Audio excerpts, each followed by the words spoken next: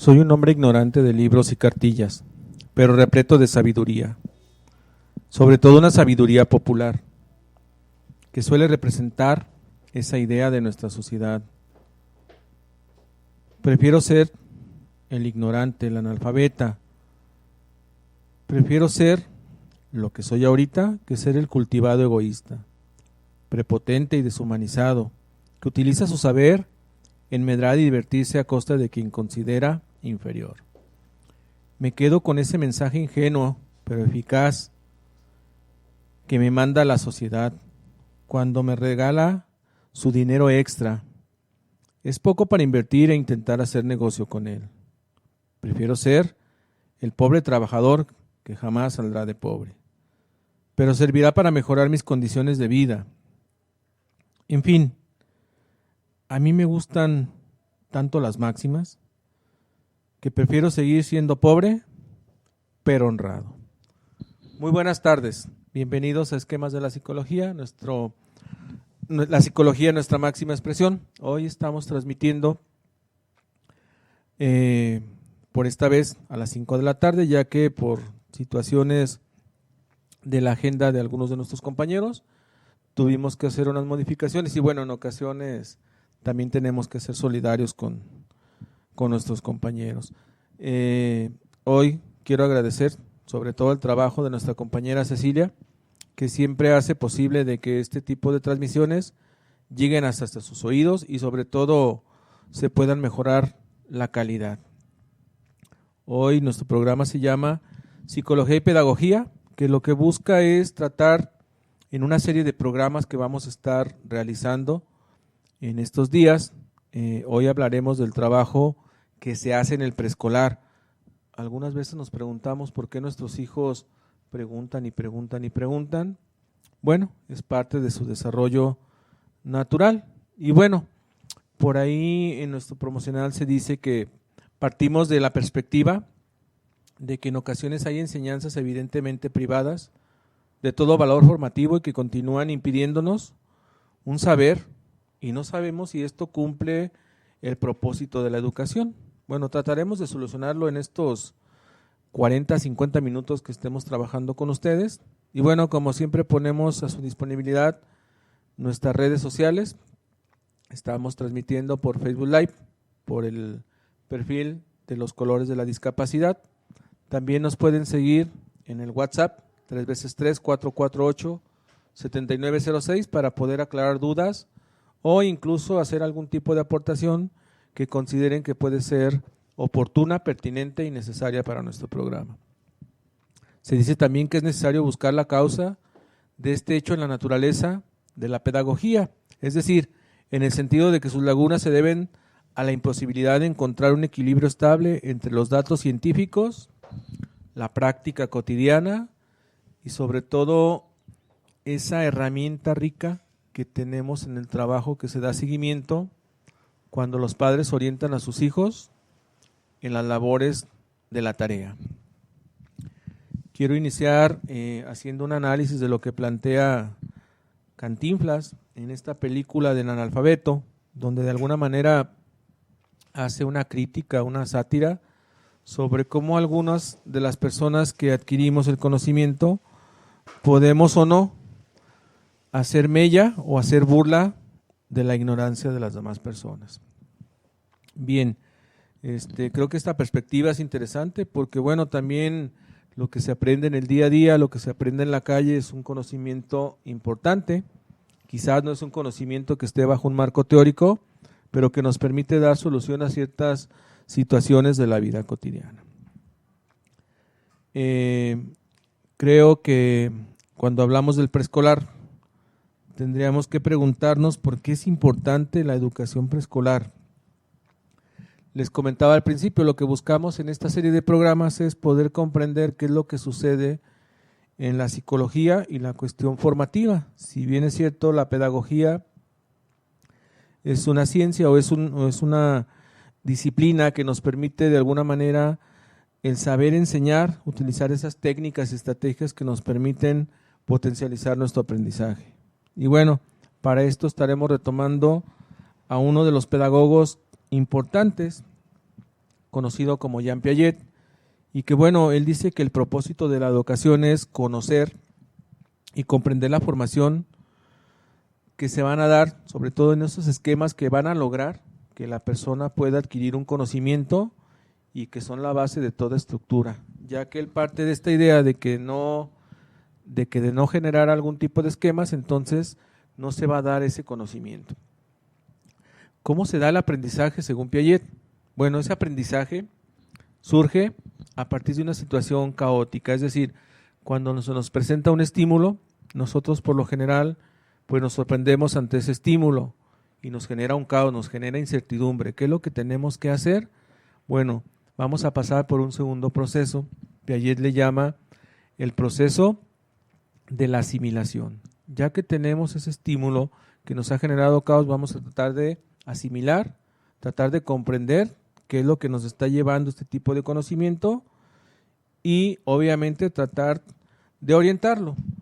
Pasamos entonces a un estadio que sería la acomodación, donde ya la persona, no solo con el conocimiento nuevo, sino con el conocimiento previo, que quizás en el preescolar se parte de lo que se aprende en casa, y entonces con eso podemos de alguna manera pues corroborar y complementar nuestro aprendizaje. Pero también ya tenemos días, ya tenemos meses, incluso ya estamos por concluir nuestro espacio en el preescolar y tenemos un conocimiento previo. Con esa adquisición del nuevo conocimiento, entonces ahora vamos a pasar a un siguiente estadio, es decir, poder generar una estructura. Esa estructura es lo que nos va a dar la base de todo conocimiento. Son los cimientos donde se van a sentar los posteriores conocimientos.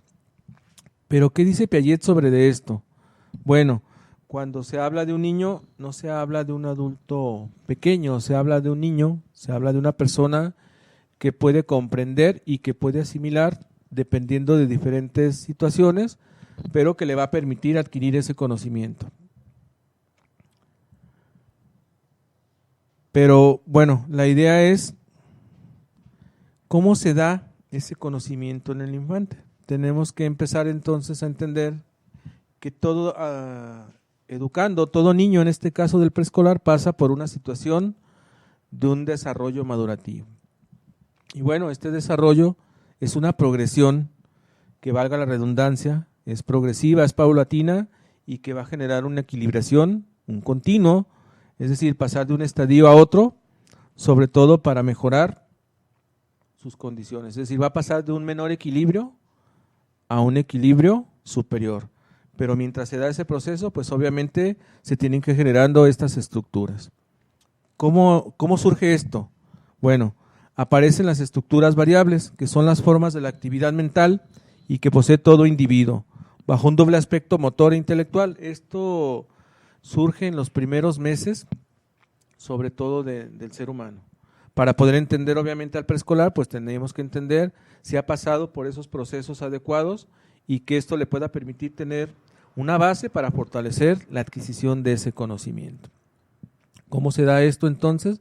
A partir de esas estructuras variables se nos va a permitir las formas de la actividad mental que van a generar ese motor del intelecto, por una parte afectivo y por otra influyendo su dimensión social. Habrá que recordar que cuando recién nacemos, nuestra única función es el chupeteo o el mamar, y esto nos permite obviamente alimentarnos. ¿Cuál es la función que se tiene en ese momento? Pues bueno, solo es poder recuperar el alimento. En algunas ocasiones el niño busca de alguna manera satisfacer su necesidad y lo va a encontrar a partir de tocar ya sea el pecho de mamá o ya sea la mamila o ya sea cualquier otro aditamento que estemos utilizando. Hoy está muy de moda el protector de pezón, que son como una sustitución de la mamila, pero que le permite al niño obtener ese alimento de la madre, no de una leche externa, sino de una fórmula en este caso, sino de este tipo de situaciones. Aquí el niño, en este caso, para poder llegar al preescolar, tiene que pasar por 6 estadios o periodos de desarrollo. El primero se conoce como estadio de los reflejos, es decir, también conocido como de montajes hereditarios. Son las primeras tendencias instintivas, como ya lo decía, la nutrición, donde se dan incluso las primeras emociones. Es un estadio esencial en el cual obviamente nuestro preescolar, nuestro infante que está en el preescolar va a poder lograr entender ciertas circunstancias. Cuando hablo de nuestro infante en el preescolar, en este caso el recién nacido, pues necesita este tipo de situaciones para que cuando llegue al preescolar logre captar todos esos estímulos y obviamente que ha pasado por diferentes estadios. Aquí entonces pasamos al segundo estadio, conocido como el estadio de los primeros hábitos motores, que se dan las primeras percepciones y estas son organizadas incluyendo los primeros sentimientos diferenciados. Cuando es por ahí en los 6, 7 meses, el niño ya tiene esa capacidad para poder de alguna manera diferenciar los estímulos. En los primeros meses, lo que sería de los 0 a los 3 meses, ya lo decía, la idea es la succión y lo que va a generar es de alguna manera chupetear lo que encuentre. Eso le va a permitir pues satisfacer esta parte de la succión, pero no necesariamente atiende a los estímulos, sino lo que se encuentra es lo que va a succionar. En el segundo estadio ya puede seguir estímulos, incluso ya escucha ruidos o ya escucha voces y las comienza a seguir. No quiere decir por esto que las comience a discriminar, simplemente las empieza a diferenciar de acuerdo a las personas con las que está interactuando. Pasa después a un tercer estadio que sería el de la inteligencia. Aquí se da el estadio sensoriomotriz, o la práctica. Esto es anterior al lenguaje, en el cual están las regulaciones afectivas elementales y también las primeras fijaciones de la afectividad. Aquí el periodo del lactante hasta aproximadamente al año y medio, 2 años antes del lenguaje y obviamente, como ya lo mencionaba, al pensamiento propiamente dicho. Pasaría entonces de ahí a un cuarto estadio, que sería el estadio de la inteligencia intuitiva, que incluye los sentimientos individuales, que son espontáneos y de las relaciones sociales, así como esta cuestión de la sumisión ante el adulto, es decir, ya sabe que hay una jerarquía y que de alguna manera tiene que atender a este tipo de circunstancias. Luego entonces, aquí se da aproximadamente entre los 2 años a los 7, es decir, durante la segunda infancia. Es ahí donde nuestro preescolar adquiere todas las ideas y todas las bases necesarias, sobre todo para poder fortalecer su aprendizaje. De ahí entonces lograría pasar al estadio de las operaciones intelectuales, también conocidas como intelectuales concretas. Se da la aparición de la lógica y de los sentimientos morales. Ya lo mencionaba Piaget y Colbert, en este desarrollo moral es donde se adquieren las normas, las reglas y sobre todo el respeto entre la interacción entre iguales. También se adquiere una habilidad que es la habilidad de la cooperación, que se da aproximadamente de los 7 a los 12 años. Posterior a ello, ya nuestro preescolar, obviamente ya más crecido, pasaría al estadio de las operaciones intelectuales abstractas, es decir, la formación de la personalidad. Y aquí se da la inserción afectiva intelectual, es decir, lo que de alguna manera puede transmitir su grupo primario, en este caso la familia, y sobre todo se da la inserción a una sociedad. Voy a hacer una pequeña pausa.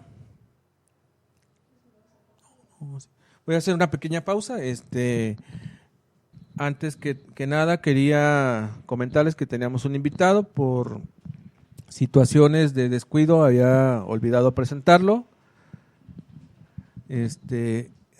Ella es maestra del preescolar y bueno, trataremos de entender y sobre todo que nos comparta su experiencia en el ámbito preescolar. Erika Fabián, bienvenida. Buenas tardes. Sí. Sí, claro. Buenas tardes. Pues yo encantada.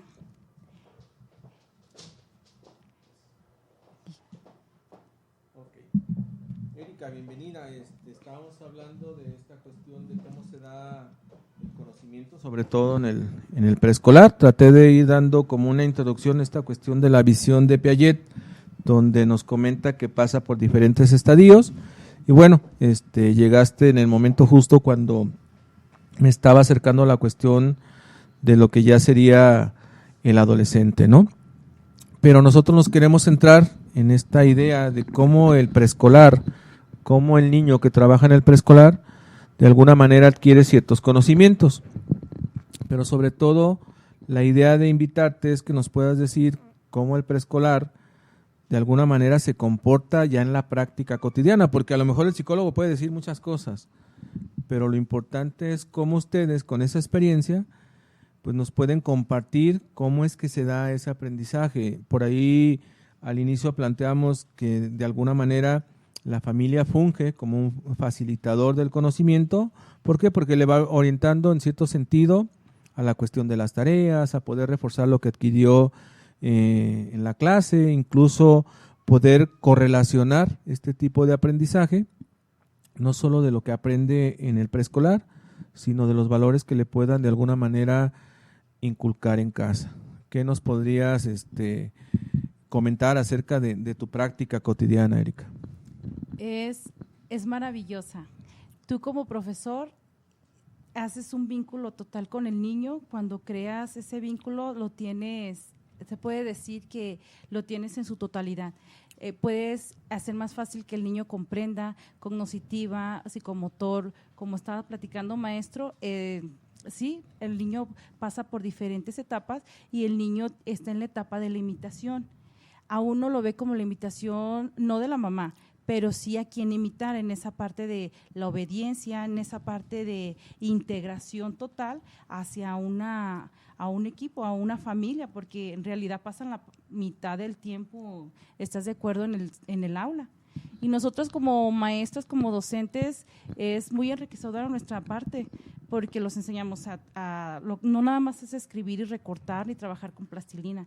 Con nosotros cantan, con nosotros bailan, con nosotros se relacionan y nos platican cosas que en su hábitat, en su contexto, no nada más educativo sucede, ¿no? Hay cosas que a los niños lo hacen entristecerse y no por eso deja de ser importante. Y para nosotros creamos esa confianza y eso es lo que hace más enriquecedor nuestra parte.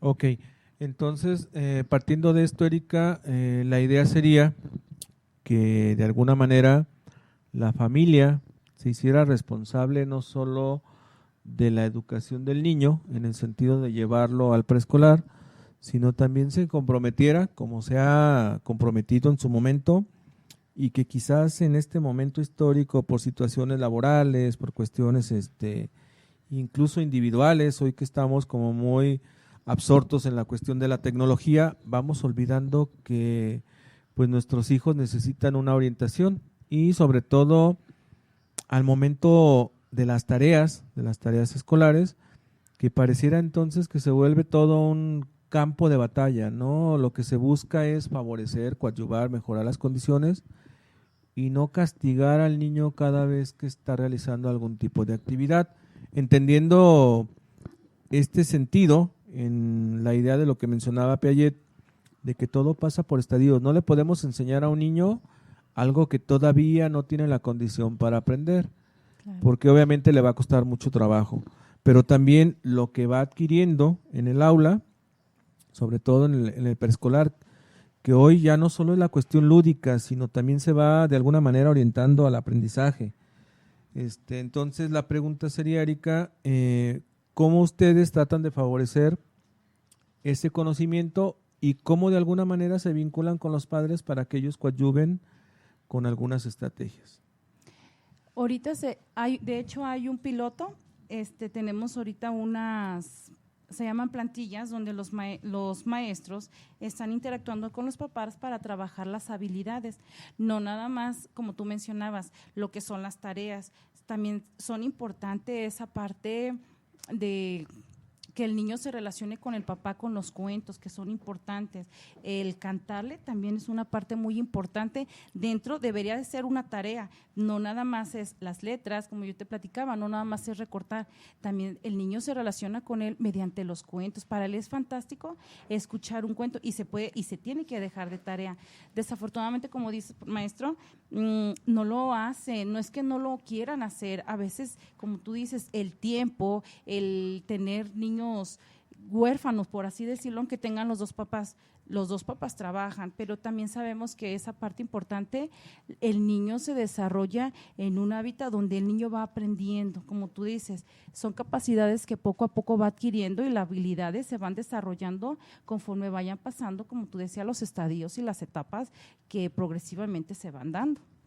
Ok, entonces bajo este criterio se debe de entender, como ya lo mencionábamos y como lo mencionas tú ahorita, que eres la que está ahí Con los en el niños. sitio, ¿no? Yo te puedo decir muchas cosas sobre la cuestión de la psicología, pero qué más rico que la experiencia del docente que está con ellos. Yo mi experiencia que tengo en el campo docente es con algunos adolescentes, sobre todo con jóvenes, porque yo trabajo en la licenciatura, y obviamente me cuesta más trabajo comprender porque yo no voy al preescolar. Algo que quiero recalcar es que cada uno de los estadios necesitan de que en el primer estadio o en el estadio previo al que se está presentando se hayan adquirido todas las estructuras, porque si no va a haber situaciones limitantes. Una de ellas sería, por ejemplo, cuando se le pregunta a los padres si su hijo gateó, luego dicen, no, es que no gateó, solo se arrastraba. Entonces reptó. Quiere decir con esto que ciertas habilidades no se van a conjugar o no se van a complementar al 100%. No por ello quiere decir que no se van a lograr a lo mejor alguna mejora si trabajamos o practicamos este tipo de actividades. Por ejemplo, habrá un momento donde tengamos que poner al niño a gatear para que pueda recuperar ciertas cosas, no al 100%, pero que sí pueda mejorar bastante en su práctica cotidiana en el aula. Erika, entonces, ¿consideras importante que los padres, más allá de ser castigadores, sean orientadores y no facilitadores? Hablo de ser facilitador, que no les hagan la tarea, sino que les orienten y les puedan favorecer este tipo de circunstancias. Sí, claro. Y aparte, maestro, en la parte de facilitar hay que ver esa diferencia, ¿no? Porque no es lo mismo facilitar el realizar las cosas que el facilitar y decirte con un proceso cuál es la forma no mala ni buena, sino adecuada de aprender, que el niño se le quede no como un conocimiento, sino un aprendizaje, que cuando él se encuentre en una circunstancia que necesite explotar y por así decirlo, tomar una decisión a su corta edad, ya puede hacerlo, porque estás de acuerdo que en toda la vida se nos van a presentar situaciones donde tenemos que hacer uso de esas habilidades. Como tú decías, sí es importante las habilidades innatas, pero también esas habilidades que vas aprendiendo y que vas adquiriendo es responsabilidad, no nada más del docente, también del papá, como tú dices. Por supuesto que sí, todo es un aprendizaje, todo es un proceso y tenemos que darles acompañamiento, ¿no? Muy bien. Erika, nosotros lo que queremos lograr con esta serie de programas es tratar de entender cómo se facilita o cómo se debería de facilitar el aprendizaje.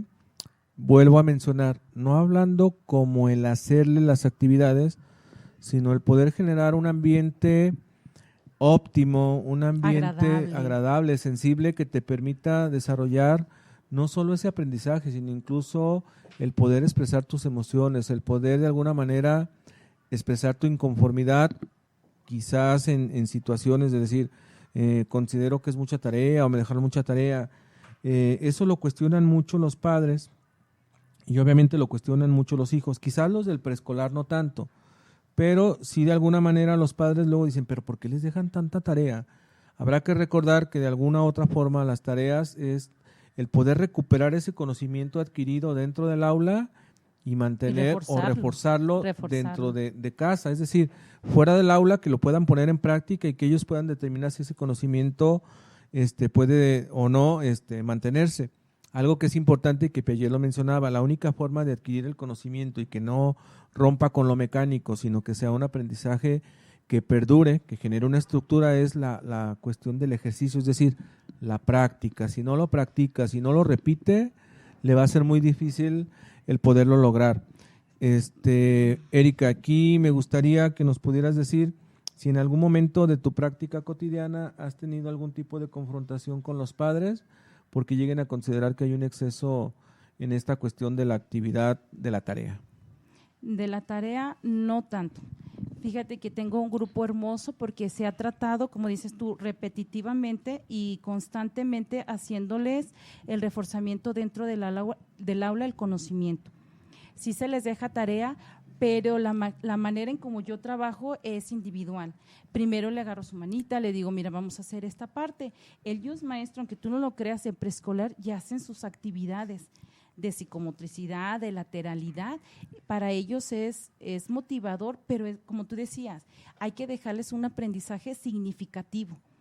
Cuando tú dejas y haces tu práctica con un hecho relevante, a ellos es más importante para cuando en casa tienen que hacer esa estrategia, por ellos mismos buscar la manera de hacer la tarea más fácil, no se les complica tanto. Así que el papá no está, como dices, estar sobre ellos de haz la tarea, así no se hace, mira qué colores no, sino que crearles esa parte independiente y segura para que no tengan este tipo de problemas con las tareas. Muy bien, imagino que hablar de aprendizaje significativo es esta cuestión de que sea algo que le pueda generar obviamente un impacto, que le logre de alguna manera mantener esta condición, porque hablar de aprendizaje significativo de acuerdo a la perspectiva auswelliana es poder de alguna manera complementar el aprendizaje previo, el aprendizaje nuevo y correlacionarlo y poderlo no solo adquirir, sino poderlo explicar y construir un nuevo conocimiento. Erika, ¿te parece si vamos a un corte y regresando, esperemos nos puedas dar alguna técnica con la que trabajas con tus alumnos? Claro que sí, maestro. Vamos a un corte. Con todo gusto.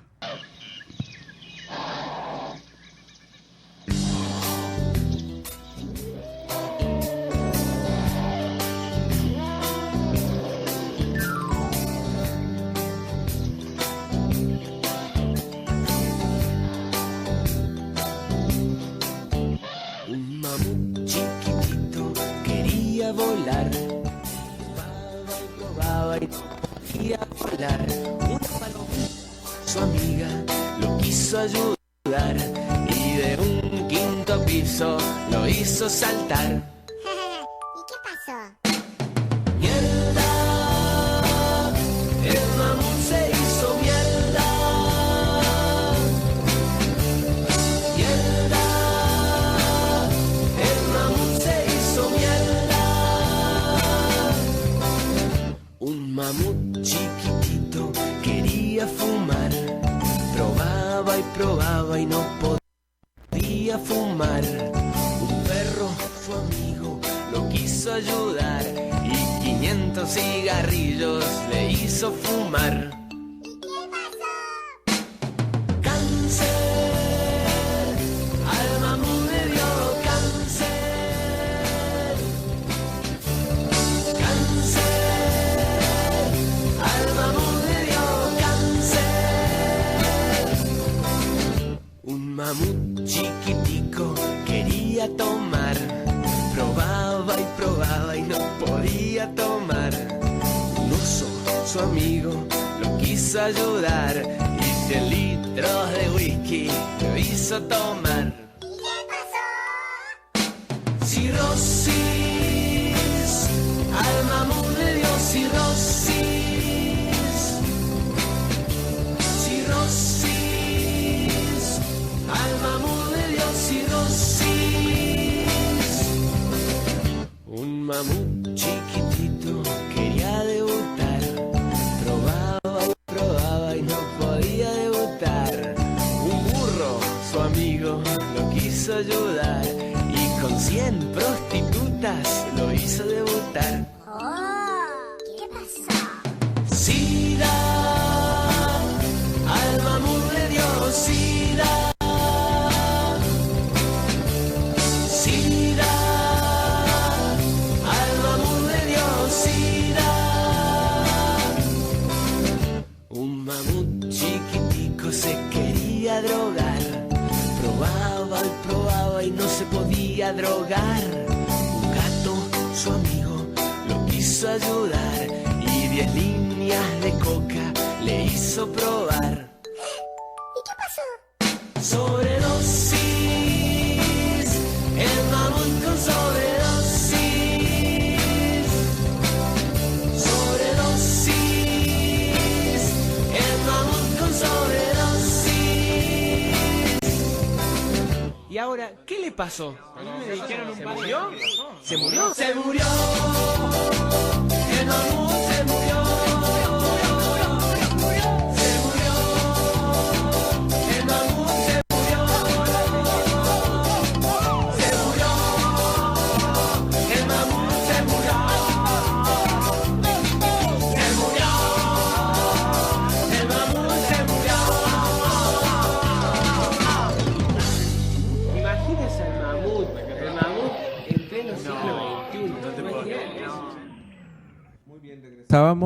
Regresamos a nuestro programa de esquemas de la psicología en su máxima expresión.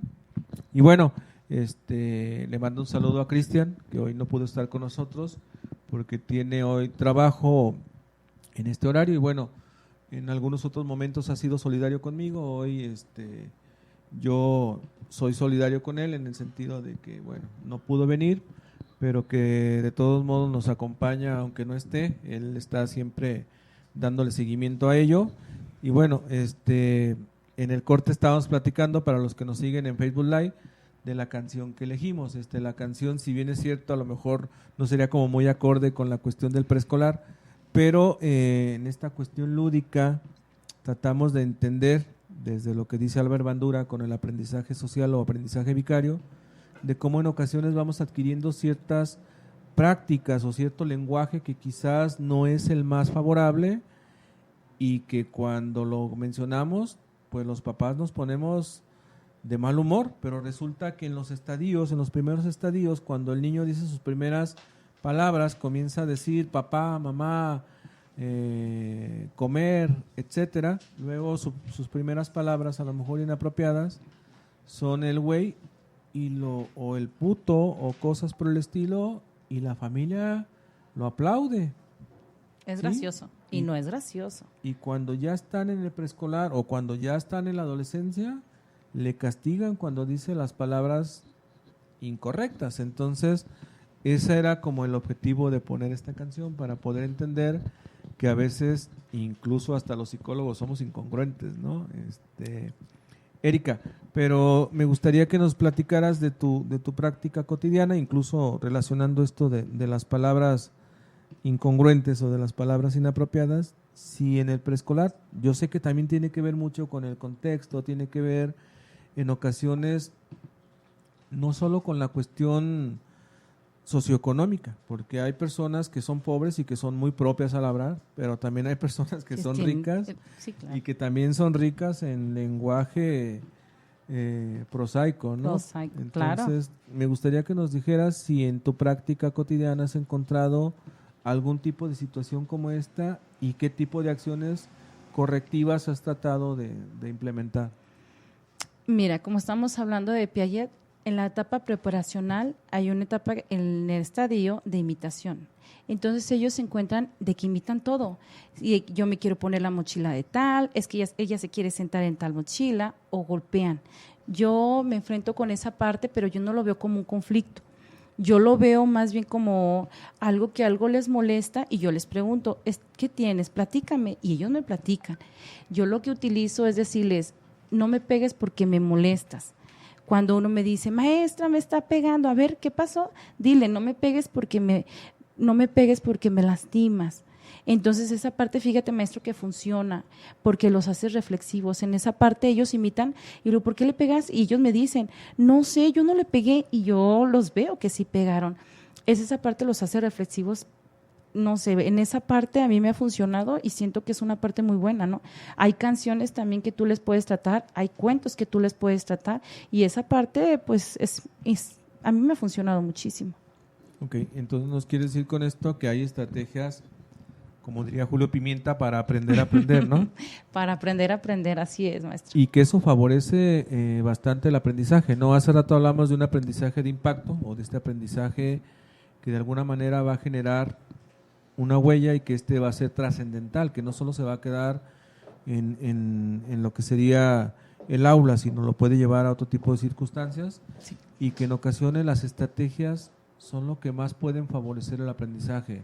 Me ha tocado en la práctica, al menos en los adultos, o en este caso en los jóvenes, reconocer que puedes tener el mejor conocimiento, pero que puedes estar fallando al momento de utilizar la técnica o la estrategia de aprendizaje.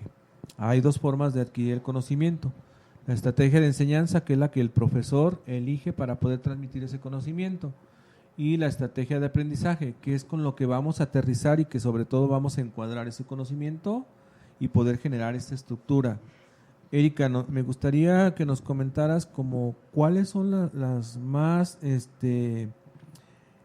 típicas o las más de tu repertorio, que me imagino que has de tener bastantes, como cuáles son las que más utilizas y por qué crees que son como las más importantes, o por qué consideras que con esta estrategia el aprendizaje se vuelve relevante.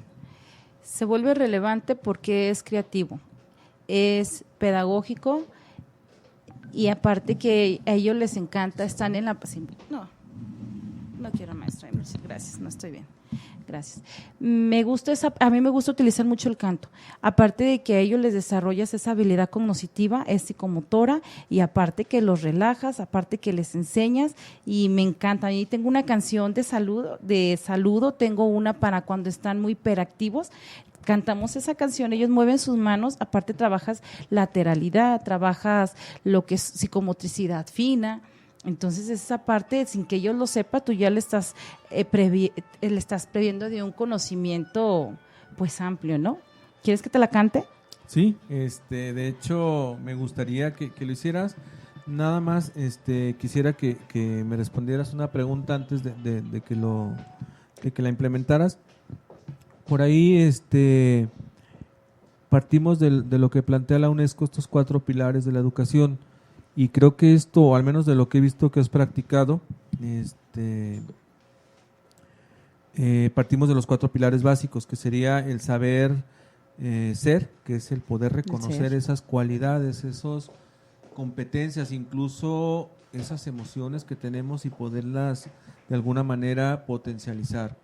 El segundo pilar, que sería el saber conocer, que es ese conocimiento que se adquiere no solo en el aula, sino en casa, y que es una combinación de ambos factores, y que eso puede favorecer mucho, sobre todo la educación. El tercer pilar, que sería el saber hacer, que en este modelo por competencias de alguna manera trata de darle solución a situaciones de la vida cotidiana, y que se hace no desde el sentido común, sino desde una perspectiva del marco de referencia. Finalmente, creo que todos son importantes, pero al menos desde mi perspectiva es básico, el saber convivir, que es donde está esta cuestión, donde vamos desaprendiendo estos valores de la solidaridad, de la empatía, del trabajo colaborativo. Incluso mencionaba de lo de la resolución de problemas. ¿Por qué? Porque de alguna manera la familia trata de favorecer las condiciones.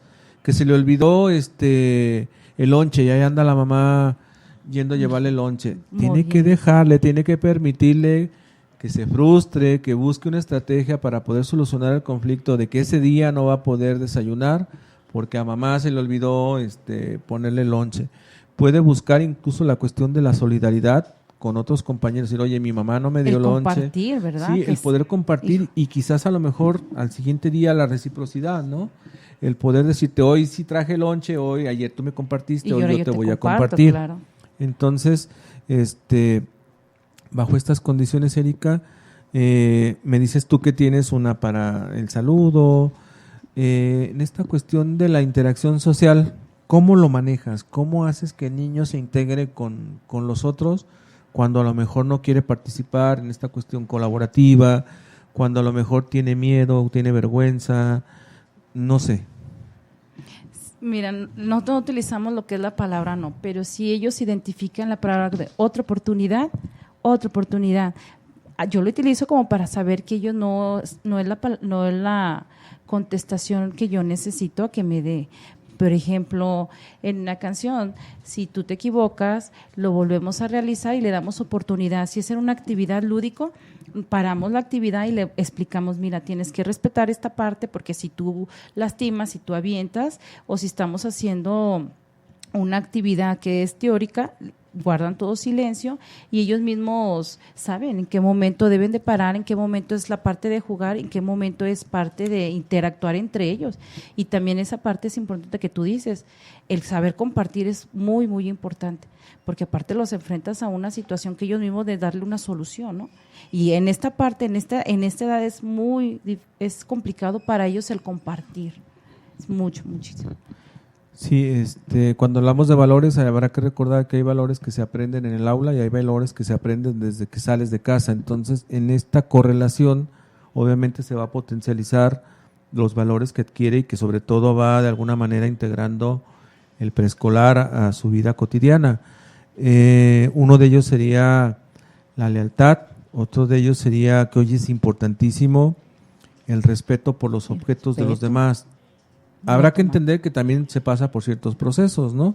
El niño en ese momento todavía tiene esta cuestión como muy egocéntrica donde cree que las cosas son de él ellos. Y las toma. Ahí el riesgo es que el padre o la madre no le diga, este objeto no es tuyo, este objeto lo tenemos que regresar a la escuela porque no es tuyo. No lo está robando, en este caso no lo está robando, incluso te habrá tocado, también hay momentos, lo dice Ajuria Guerra, no se adquiere la cuestión de la mentira hasta los 8 años. La mentira en el sentido del dolo, de hacerlo con toda la intención. Tú lo mencionabas atinadamente, estar en un proceso de imitación, donde si es mentiroso es porque lo ha aprendido del entorno. Personas. No quiero decir que de los padres, pero bueno, creo que queda claro, ¿no? Pero el entorno puede desfavorecer este tipo de situaciones cuando no tenemos esa responsabilidad de poder de alguna manera orientar a los chicos. Entonces, ¿cuáles consideras que son las estrategias que más te favorecen en tu contexto? En mi contexto las estrategias que yo utilizo son las de las caritas felices. Nosotros utilizamos sellitos, utilizamos los que son las manitas, yo les pongo una carita feliz y vieras a ellos que esa es una de las estrategias principales, es básica que yo lo utilice porque yo les motiva mucho. Si me pones una carita feliz y ya están jugando entre ellos para relacionarse, fíjate que eso les gusta. La carita feliz se ponen en una gráfica también que tenemos, carita feliz, carita triste, y a ellos les fascina esa. Si tú participas te pongo carita feliz, y si haces esto, una carita feliz, hasta ellos mismos lo piden, me pongo una carita feliz. Entonces es una de las estrategias que son básicas en preescolar, maestra. O sea que utilizan desde una visión cognitivo-conductual, el condicionamiento clásico, ¿no? Así es. Un estímulo y a partir de un reforzador positivo, que incluso a veces los padres no comprenden esta parte de no utilizar, como lo mencionabas hace rato, el no como una situación para reforzar. Por ejemplo, no es lo mismo que tú le digas a tu hijo, no le pegues a tu hermano porque no va a querer jugar contigo, a que tú le digas, oye, es necesario que busques otra forma de interactuar con tu hermano, si no va a decidir jugar solo, ¿no? Ya no van a lo mejor estás utilizando contigo. El mismo no, pero desde una perspectiva diferente, totalmente distinta, claro, ¿no? Entonces tiene que ser más solidario y comprender esta parte. Pues bueno, me gustaría, si tú lo quieres y fuera posible, que nos enseñaras alguna de tus estrategias con las que trabajas y que bueno, yo considero que son enriquecedoras. Te mencionaba que estamos tratando de hacer esta serie de programas, que sería hoy hablar de preescolar, la siguiente semana hablar de la educación primaria, después de la educación secundaria, luego vamos a hacer un corte, creo ahí, porque ya habíamos establecido una fecha para hablar de cómics. La siguiente semana hablaríamos entonces, la siguiente semana al cómic, hablaríamos de la educación del bachillerato, y estaríamos muy cercanos, Cecilia, no sé si lo recuerde, a casi Navidad. Entonces también hablaríamos, espero de poder, a lo mejor me estoy adelantando a muchas fechas, pero también de hablar de la elección del juguete, porque eso también es importante, ¿no? ¿Qué tipo de juguete deberíamos de de ofrecer a nuestros hijos. Incluso hoy tratamos de erradicar el juguete que tiene que ver con la cuestión bélica, Claro y que que incluso en ocasiones de alguna manera lo favorecemos, ¿no? O fortalecemos, porque hoy en este contexto al niño prefiere una pistola de dardos, una pistola de agua, a no sé, a un rompecabezas o a un carrito constructor, entre otros, ¿no? Pues bien, Erika, tú dime si nos quieres compartir y cuál sería tu estrategia, sobre todo cuál sería el propósito, o sea, qué es lo que logra desarrollar. Mira, tengo una que es como un cuento y esa parte de la parte cognitiva ellos empiezan a interactuar con ellos mismos. Después se les hace preguntas y ellos dicen, ¿pero por qué esto? Ellos mismos empiezan a confrontarse ellos mismos y a relacionar esa parte que a ti te exige que tú les expliques. Mira, es un cuento, ¿lo puedo contar? Sí, claro que sí. Dice, en un país lejano existía un gran dragón que tenía 20 patas y una gran indigestión. Comía y comía cada día más y más. ¿Y qué es lo que comía? Y ahí esperas a que ellos te mencionen o a ver su expectativa, ¿no? Y tú les dices, su cola, su cola, su cola se comía, su cola, su cola, su cola se comió. Y les preguntas, ¿y qué es lo que comió? Su cola, y todos te contestan su cola. ¿Y qué pasó? Que sin cola se quedó. Y esa parte es muy enriquecedora con ellos, fíjate, trabaja lo que ya te platicaba, su psicomotricidad, su lateralidad, y aparte su parte cognitiva, pues la vas desarrollando poco a poco y constantemente con el día al día que tú les estés trabajando. Sí, y que incluso a veces no comprendemos, yo lo he captado como educador incluso de adultos, que en ocasiones le decimos, levanten su mano derecha, y lo que no tomamos en cuenta es que obviamente en el adulto ya está como bien constituido la parte topológica, pero de Derecha, alguna manera izquierda. siempre estamos en un efecto espejo. Cuando nosotros estamos de frente al alumno, le decimos levanta tu mano derecha y ellos es van a la levantar izquierda. la mano izquierda, porque es un efecto espejo. Si lo hacen los adultos, es muy lógico, o es casi seguro que más de algún niño lo vaya a hacer obviamente opuesto. Hay quienes ya lo tienen bien estructurado, pero hay otros que les cuesta bastante trabajo. Entonces también hay que entender esta parte, y que mencionas muy atinadamente que con estas estrategias comienzan a comprender hacia dónde es su lado izquierdo, hacia dónde es su lado derecho. Sí, empiezas a llevar como un diagnóstico, ¿no? De qué vas a trabajar, va dando unos indicadores de qué parte vas a reforzar en cada niño, qué habilidad le falta desarrollar, y eso es buenísimo. Bien. Como profesor, llevar un proceso. Pues yo creo que esta estrategia está muy interesante. ¿Alguna otra que nos quieras compartir? Y cómo qué crees que, o bueno, qué es lo que desarrollas con esa habilidad, no más de creer, sino qué es lo que desarrollas con esa estrategia, perdón. La estrategia podría ser otra canción. ¿Sí? Yo lo utilizo muchísima, que es la de las ranitas. Te la canto y ahorita te la platico. Se ponen sus manos atrás y la he practicado con papás, maestro, y vieras cómo yo los observo y identificas esa parte que les da pena. Hay papás que no, que son como muy abiertos, y curiosamente es la personalidad que el niño maneja.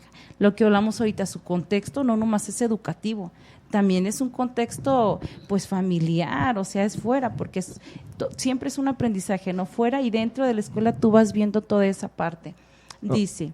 Ok, Erika, antes de que inicies, que de hecho esta es la culpable casi en esencia de que nos acompañes, no solo por ella, sino esta me encantó cuando la practicaste, y sobre todo no solo es la cuestión de la práctica, sino tener la disponibilidad, perder incluso el miedo al ridículo, no porque lo sea, claro, sino porque hay gente que luego dice, no, es que a mí me da vergüenza, yo no voy a andar haciendo esto. Cuando estamos en la educación, incluso yo les digo, cuando estamos en la parte clínica, si trabajamos con niños, tienes que estar dispuesto a tirarte al piso a lo que el niño te esté demandando en esta cuestión de impacto, para que pueda ser algo que sea trascendental, que no se quede solo en la práctica, ¿no? Ahora sí, pues bienvenida a la ranita. La ranita.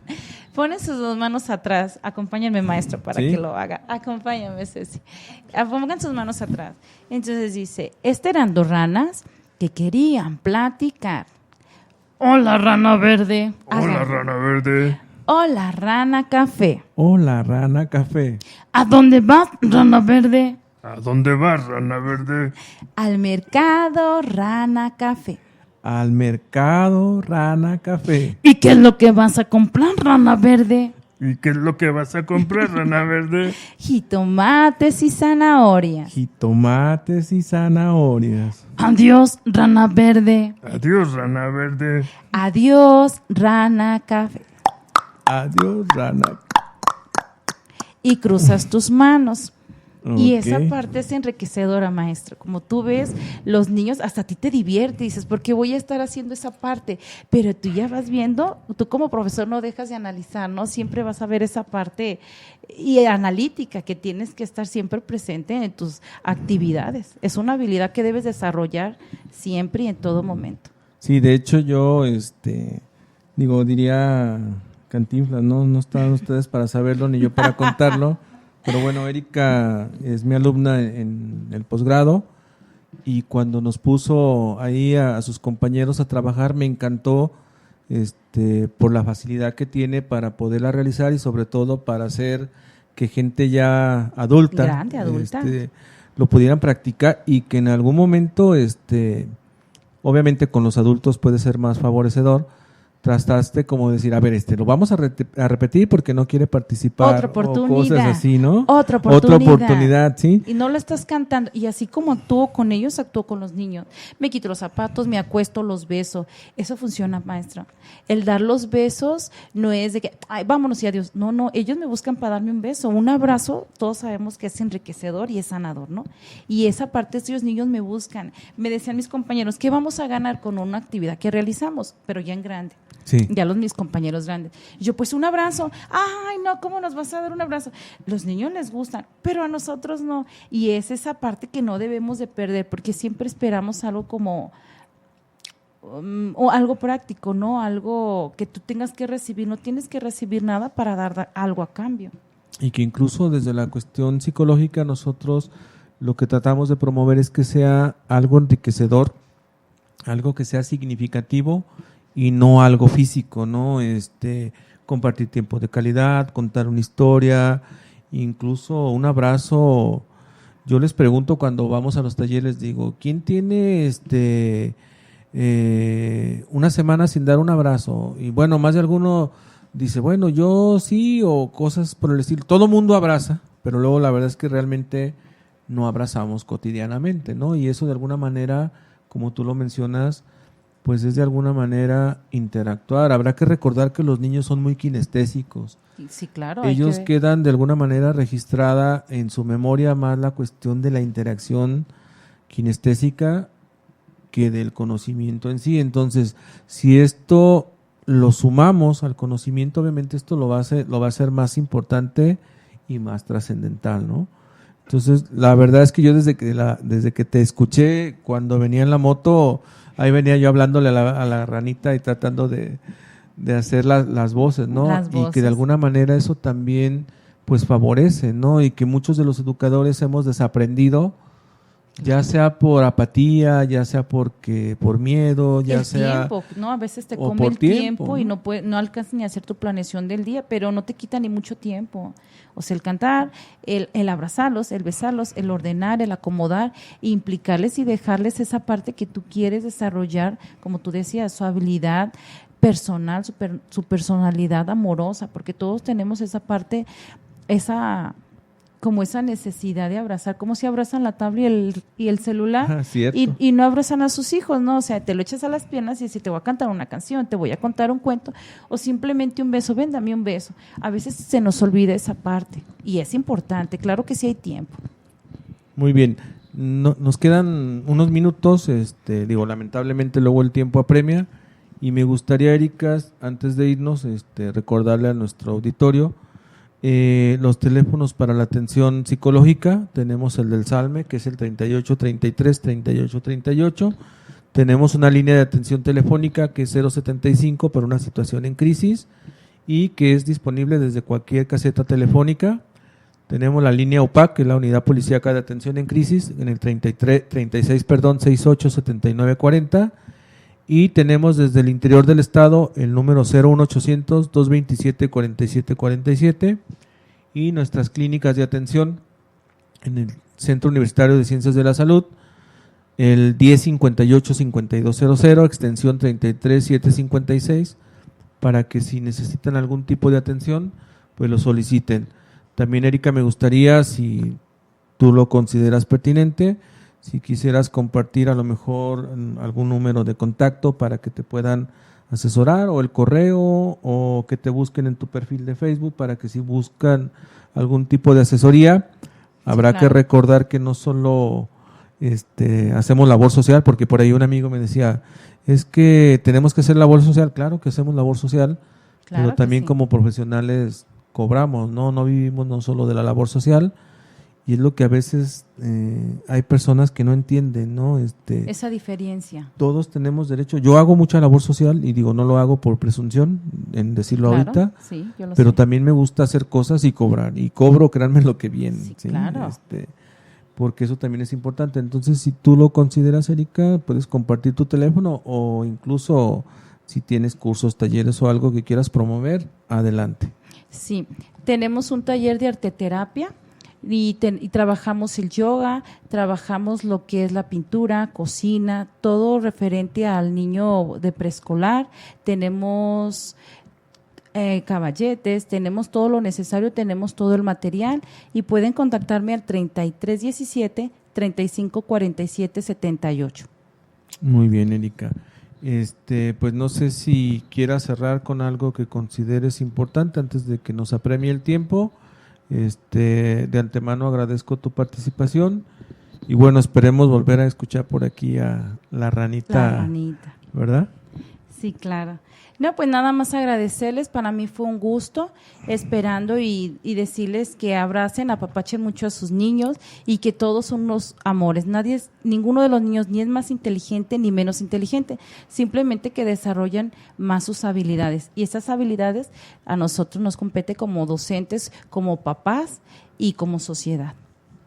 Muy bien, nuestro siguiente programa sería la psicología y pedagogía, pero ahora en el trabajo con la primaria, y bueno, trataremos de invitar a algunos de los compañeros del posgrado, y si no, pues buscaremos otras opciones. Me gustaría que nos ayudaras a despedirnos con la ranita, que bueno, para mí Le se me hace encantó. interesante, ¿no? Sí, otra vez, Ceci, ayúdenme y acompáñenme, hagan las voces. ¿Sí? Eran dos ranas que querían platicar. Hola, rana verde. Hola, rana verde. Hola, rana café. Hola, rana café. ¿A dónde vas, rana verde? ¿A dónde vas, rana verde? Al mercado, rana café. Al mercado, rana café. ¿Y qué es lo que vas a comprar, rana verde? ¿Y qué es lo que vas a comprar, rana verde? Jitomates y zanahorias. Jitomates y zanahorias. Adiós, rana verde. Adiós, rana verde. Adiós, rana café. Pues muy bien, nos vemos. Adiós.